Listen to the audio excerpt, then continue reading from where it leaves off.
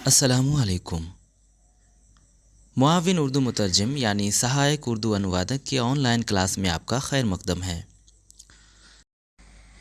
यह हमारा तीसरा क्लास है और आज के क्लास में हम बात करेंगे साबिक़ा पीटी इम्तहान में पूछे गए हिंदी से उर्दू इस्तिलाहात के बारे में। हिंदी से उर्दू में कुल 15 इस्तिलाहात पूछे गए थे।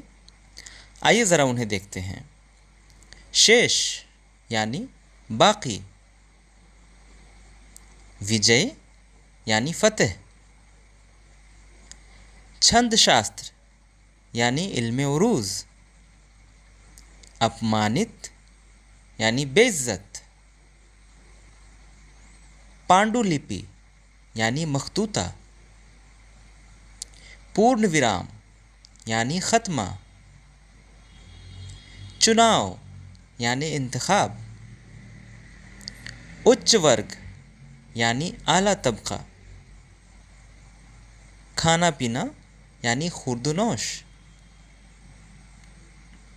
निर्माण यानी तामीर, प्रस्तुति यानी पेशकश, जलमग्न यानी ज़ेरे आब,